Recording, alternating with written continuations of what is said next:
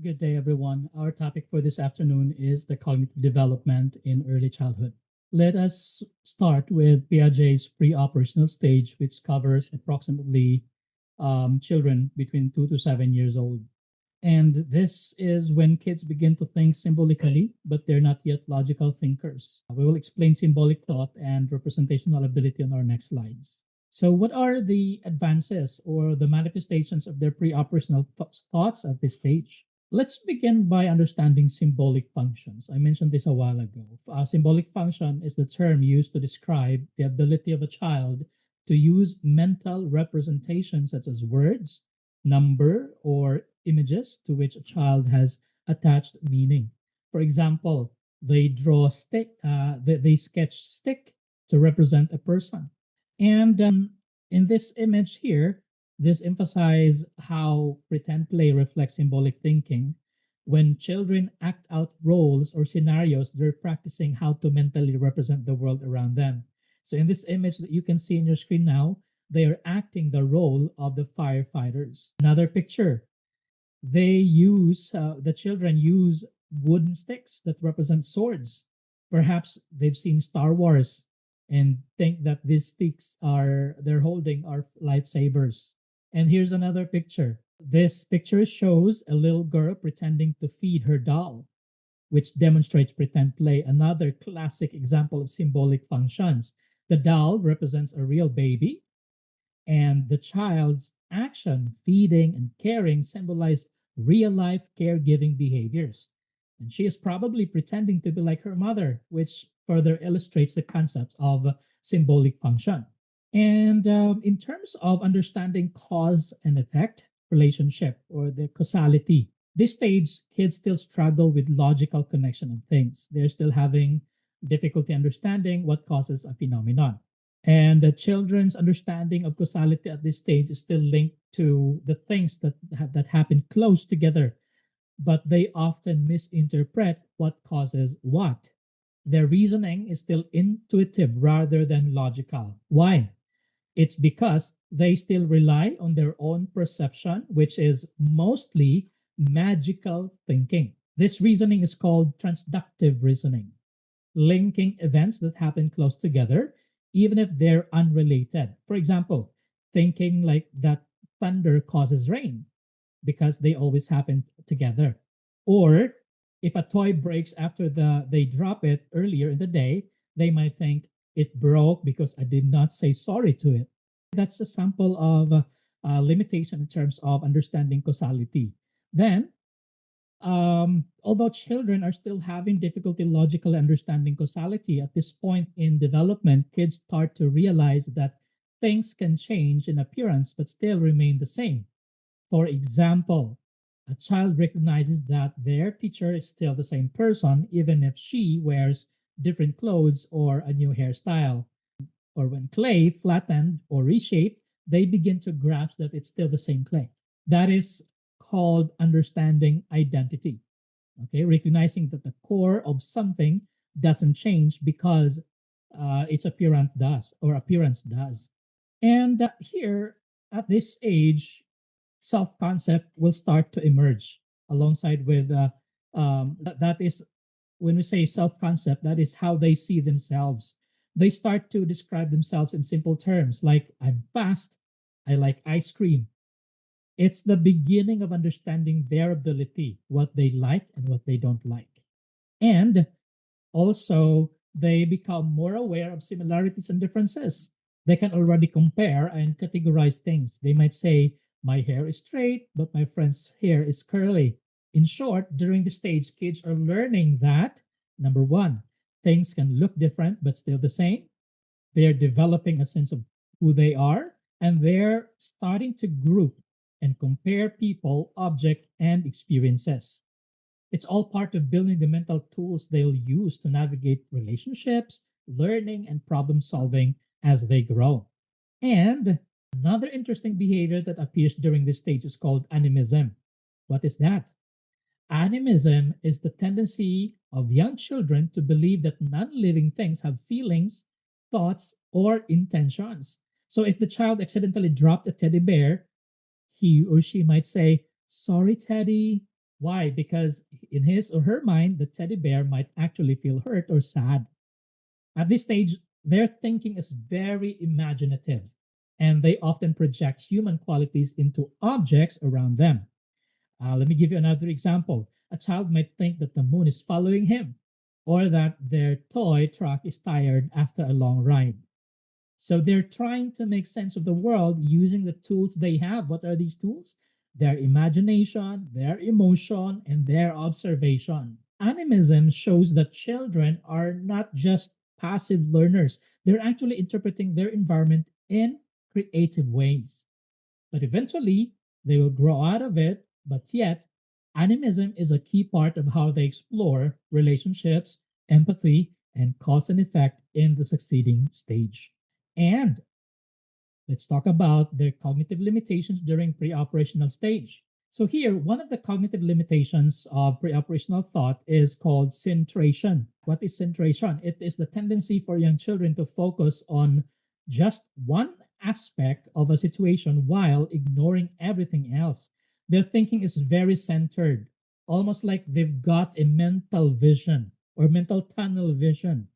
Let us use this glass of water as an example, or these glasses of water as an example. During this stage, when you show a child two glasses with the same amount of water, one is tall and skinny, and the other is short and wide. If you ask which has more, they'll probably say the tall one because they're focused on height, not the overall volume. That is centration in action. One of the cognitive limitation of pre-operational thought is called centration. It is the tendency for young children to focus on one aspect of a situation while ignoring everything else. Their thinking is very centered, almost like they've got a mental tunnel vision. Let us use these glasses of water as an example. During this stage, when you show a child two glasses with the same amount of juice or water, one is tall and skinny and the other one is short and wide. If you ask which has more, they'll probably say the tall one because they'll focus only on height, not the overall volume. That is centration in action. Why does that happen? Because they cannot decenter yet. Decentering means being able to think about multiple aspects of a situation at once, like height and width. That ability comes later as their cognitive skills mature. So during the pre-operational stage, kids are still developing the ability to see the full picture. They're learning, but their thinking is very one track. Okay? So exam centration helps explain why young children often make surprising or illogical conclusion. It is not that they're wrong, it's just that their minds are still learning how to juggle more than one idea at a time. Now, egocentrism. So, egocentrism is actually a form of centration, and it's also a key feature of Piaget's pre operational stage. It means that young children have difficulty seeing things from someone else's perspective. Take note of this. They are still having challenges in terms of putting themselves in the shoes of others. Their cognitive is still limited to what they see in their world. They assume that everyone sees, thinks, and feels exactly the way they do. For example, if a child is looking at a toy from one side of the room, they might think that someone on the opposite side sees the toy the same way, even though the view is completely different. Another example here, the picture below. Maybe you have noticed this because sometimes we do the same thing during a phone call. Okay. So a child might nod or point at something, forgetting that the person on the other end cannot see them or him or her. But I want to point out that egocentrism at this stage is not selfishness. Okay. It's just how children's mind work at this stage. They're still in the process of learning that other people have their own thoughts, feelings, and viewpoints. They are still developing perspective taking skills. What is that?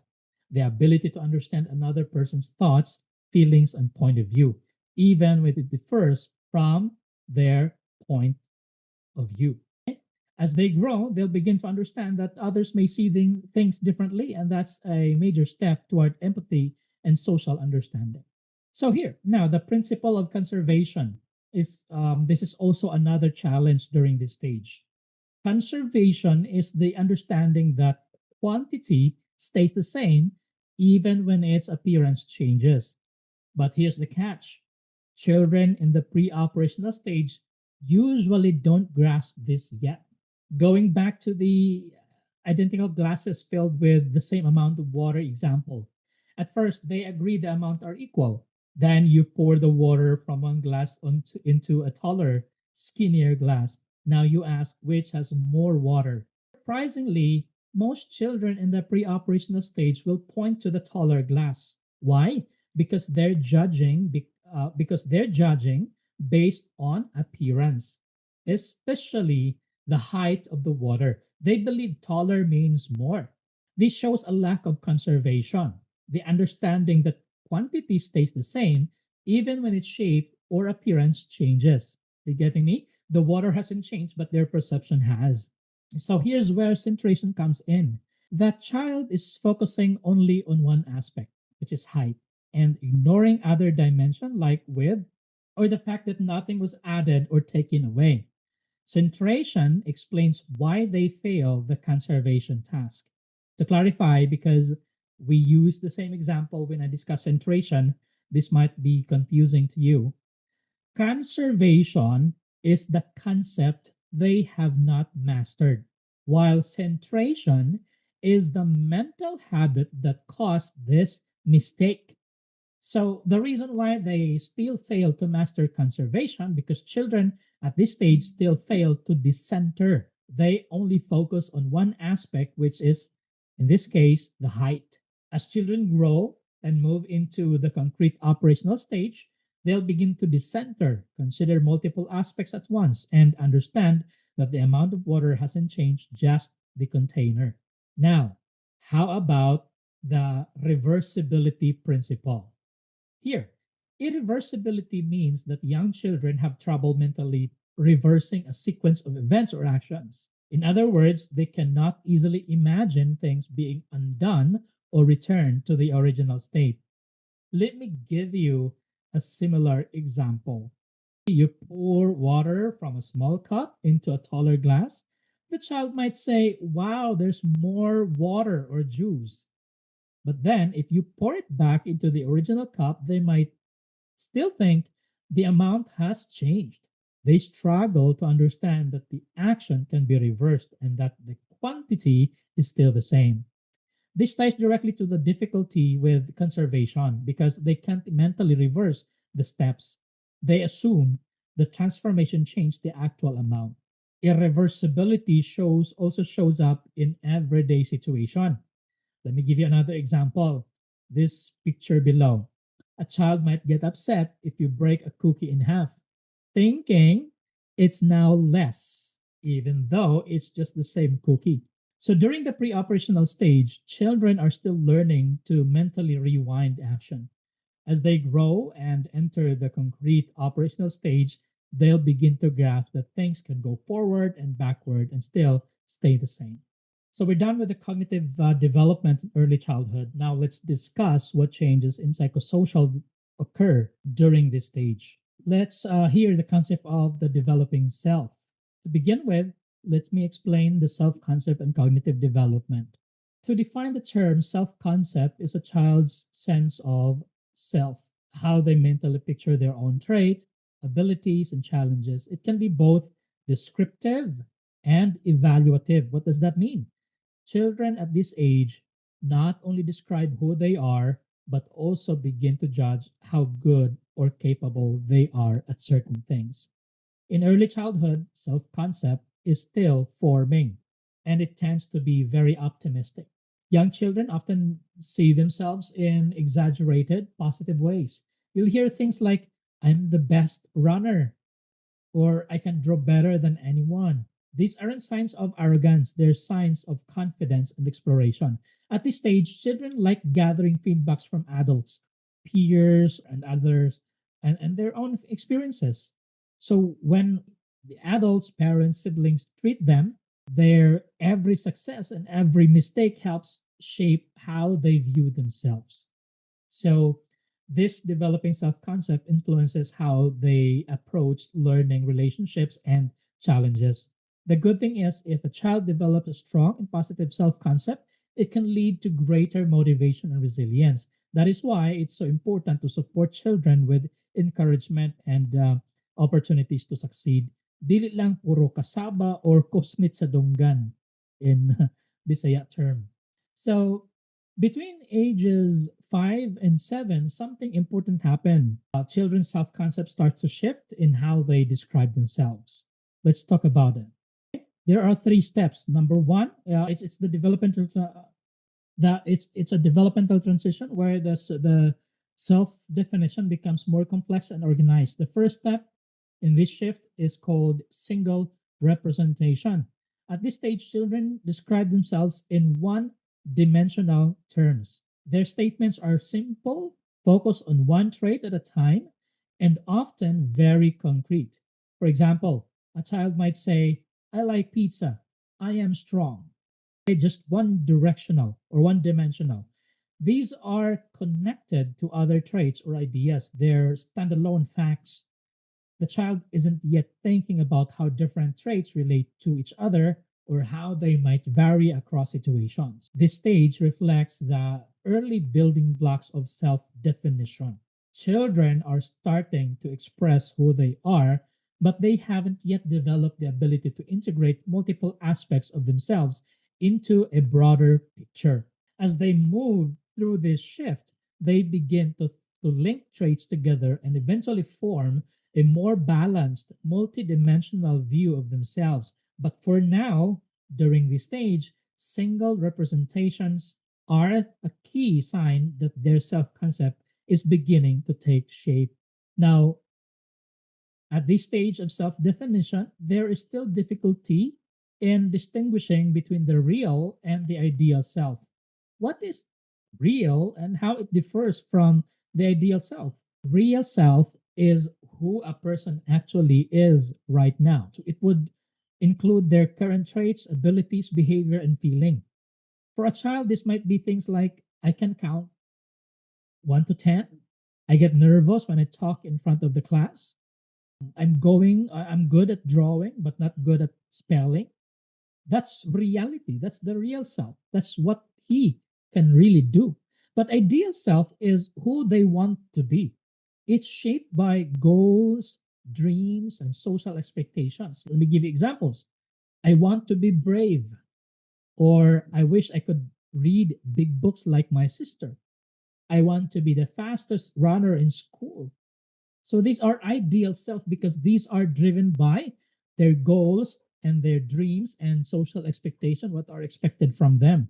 These are manifestations when the child already knows how to determine his or her real and ideal self. However, at this point, children are still learning to separate who they actually are from who they wish to be.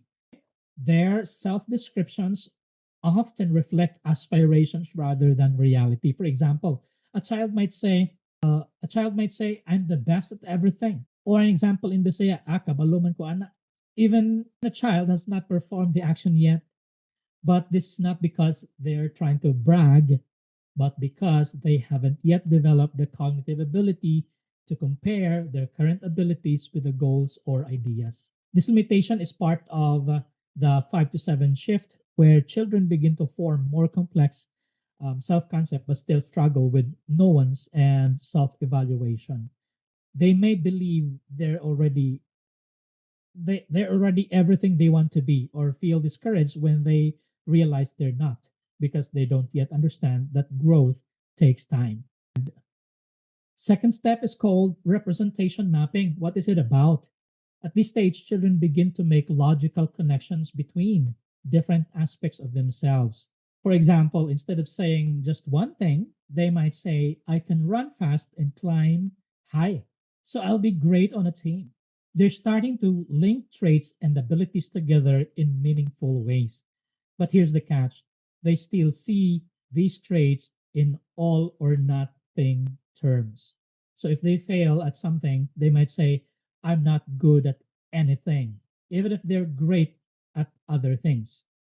Their thinking is very black and white without much room for nuance or balance. This stage shows that children are developing more complex self concept, but they're still learning how to integrate strengths and weaknesses.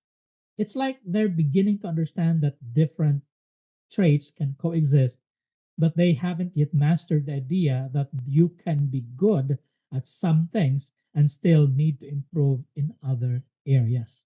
Now, the last one, this is called representational system. At this point, children begin to form a multidimensional view of themselves. Unlike earlier stage, where they describe themselves with single trait or all or nothing thinking, they now start to integrate different aspects of who they are. For example, a child might say, I'm good at hockey, but bad at arithmetic. So in this example, there are two traits that the child was able to identify: good at hockey and bad at arithmetic. So it's no longer all in one thinking. This is a huge developmental leap since they're no longer seeing themselves as entirely good or entirely bad. They're recognizing that they have strength and weaknesses and that both can exist at the same time. This kind of thinking shows cognitive flexibility. They can hold multiple ideas about themselves and also self awareness. They're beginning to evaluate their abilities realistically and emotional maturity, which they can accept that being bad at some things doesn't mean they're bad overall. This stage lays the foundation for healthy self esteem, goal setting, and personal growth. It also helps children relate bit better to others because they understand that everyone has a mix of abilities. Now, self esteem. It is the evaluative part of self concept.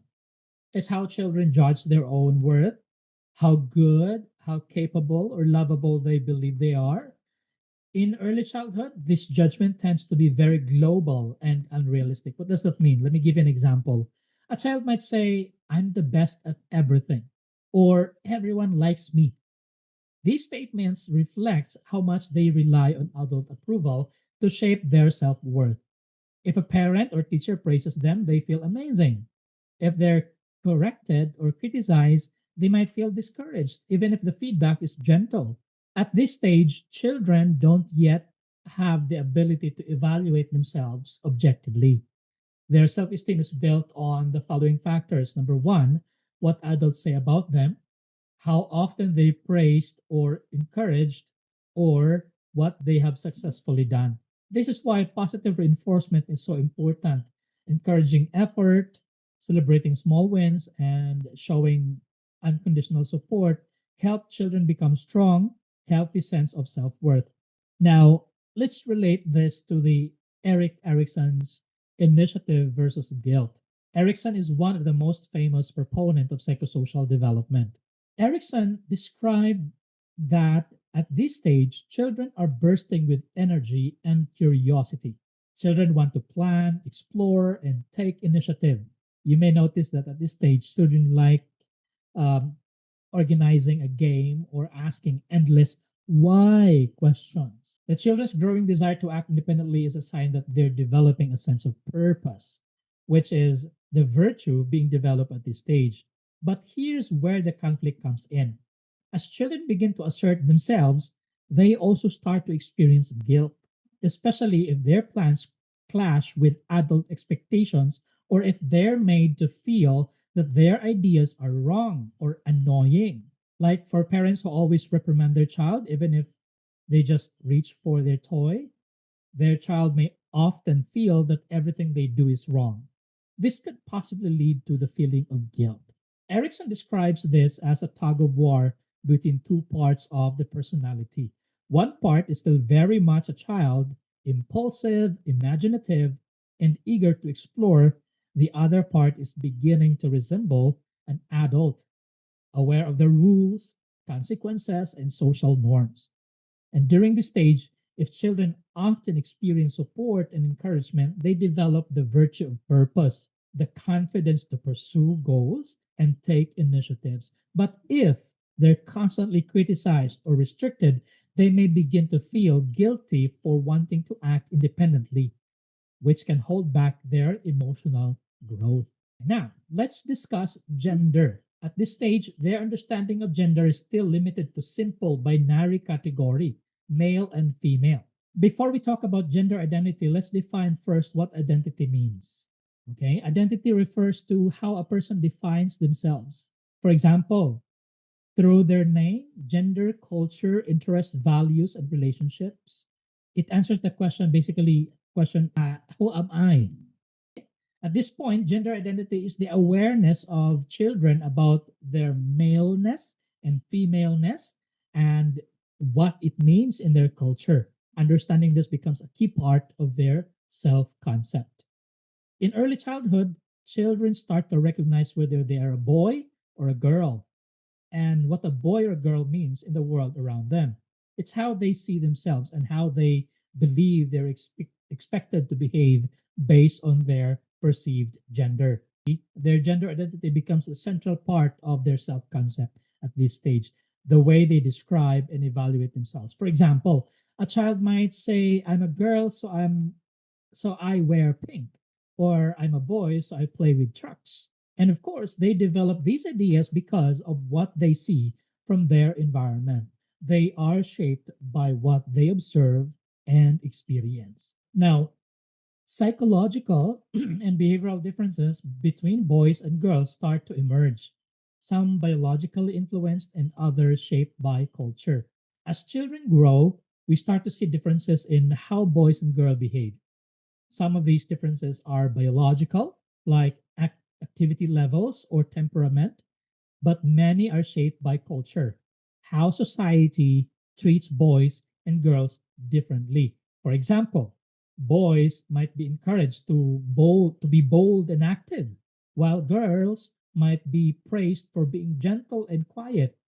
If you may have experienced you may have experienced this from your parents. Maybe you were told lalaki man god, sipat gid kaayo na basta lalaki. Or for girls, they may say ayaw pag sinipat kay babae ka. Right? So that kind of example. These patterns of interaction between society and children influence how they express themselves and interact with others. Now, in understanding development during early childhood, let us also discuss these three perspectives: gender roles, gender typing, and gender stereotyping. Gender roles are the expectations society places on sex. It is what the society's expectation from girls. Girls are nurturing and compliant, while boys are active, aggressive, and competitive. So that is gender role. Gender typing is how children learn these roles. All right, going back. Gender roles are expectations from society. But gender typing is how children learn these roles. It is the process of learning and adapting behavior considered appropriate for their gender. For example, a girl starts liking dolls because she sees other girls playing with them. All right. Another perspective is called gender stereotyping. It is when traits are overly generalized. That's oversimplification of gender. Like saying all girls are passive or all boys are aggressive. And you know what? These generalizations can limit how children sees themselves or can children see themselves and others. It is important to help children understand that everyone is unique and that traits like kindness, strength, creativity aren't limited to one gender.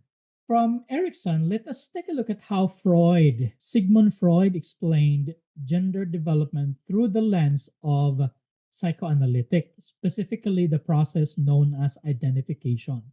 So, based on Freudian theory, young children go through a stage where they begin to adopt the characteristics, beliefs, attitudes, and behaviors of their same sex parent. This process is called identification. For example, a young boy may start imitating his father, copying how he talks, what he wears, or how he behaves. For a young girl may also begin to mirror her mother's action, perhaps pretending to use makeups, combing the hair, etc. Okay? So Freud believed this identification happens as part of resolving internal emotional conflicts, especially during the phallic stage of psychosexual development. The child's desire to be close to the parent of the opposite sex creates tension, which is resolved by aligning with the same sex parent instead. Through this, the child begins to internalize gender roles and expectations. Now, let us understand Lawrence Kohlberg's cognitive developmental theory. So Lawrence emphasizes how children actively construct their understanding of gender over time. The key idea, number one, is called gender knowledge precedes gender behavior. Kohlberg believed that gender first need to understand what gender is before they consistently behave in gendered ways. In other words, a child won't reliably act like a boy or like a girl until they've mentally grasped what those roles mean. So, gender behavior isn't just copied, it's guided by internal understanding. Key idea number two, gender constancy. This is a major milestone in gender development. Gender constancy, also called sex category constancy, is the realization that once gender is permanent, children begin to understand that being a boy or a girl isn't just about clothes or activities, it's a stable part of who they are. For example, a child with gender constancy knows even if I wear dress, I play with dolls, I'm still a boy. Or even if I cut my hair short, I'm still a girl. Before this understanding, children might think gender can be changed based on appearance or behavior. But once they achieve gender constancy, they believe to internalize or they begin to internalize gender roles more consistently and confidently. According to Kohlberg, in the Kohlberg's cognitive developmental theory, children actively builds their understanding of gender through three key steps. These steps usually unfolds between 2 to 7, and together they lead to what they call gender constancy, the realization that gender is stable and doesn't change because on clothes, toys, or activities. Now, talking about gender identity, around 2 to 3 years old, this is the first step. Children begin to label themselves and others as boys or girls. They might say, I'm a boy, or she's a girl. But the limitation is that they don't yet understand what stays. They don't yet understand that gender stays the same over time. Gender stability, around 4 to 5 years old. Children start to understand that gender is consistent over time. They know that boys grow up to be men and girls grow up to be women. However, they still believe gender can change if someone changes their appearance, like wearing different clothes or playing with certain toy. Now, on the third part, gender consistency, around 6 to 7 years old. Finally, at this stage, children realize that gender is consistent even if someone's appearance or behavior changes. For example, they understand that a boy wearing a dress is still a boy and a girl playing football is still a girl. Putting this all together, when we say gender constancy, once children reach this stage, they begin to internalize gender roles and they understand that gender is part of who they are, not something that changes from day to day. So in early childhood, gender identity begins to form. Understanding deepens through stability and consistency. Cognitive growth drives how children think about gender, not just what they see or hear. This theory reminds us that children are active thinkers, building their identity step by step. Let's explore another cognitive perspective on how children develop their understanding of gender, this time through gender schema. The gender schema theory proposed by Sandra Bem. This theory combines ideas from cognitive development theory and social learning theory, showing how children actively organize and interpret gender related information. Self socialization, one of the most powerful ideas in Bem's theory, is that children socialize themselves. They don't just absorb gender roles passively, they actively seek out information that fits their schema and adjust their behavior to match. This means that even though direct instruction, children begin to adopt gendered behaviors simply by organizing their world around gender categories. Now, what is schema? Okay, so let's understand what schema is. It is a mentally organized network, a kind of internal map or category that helps us make sense of the world. In terms of gender, children develop a gender schema, a mental framework about what it means to be male or female in their culture, how it works in early childhood. From a very young age, possibly even infancy, children begin to categorize people, behavior, and objects based on gender. They notice patterns. Boys wear shorts and play with trucks, girls wear dresses and play with dolls. These observations get stored in their gender schema, which then influence how they behave, what they pay attention to, and how they interpret new experiences. For example, if a child sees a boy playing with a doll, they might think that's not right because it doesn't fit the schema, or they might ignore it altogether. That's all for today's discussion. If you have any question, please send me a message through my email or through our official G chat. Have a wonderful day and God bless everyone.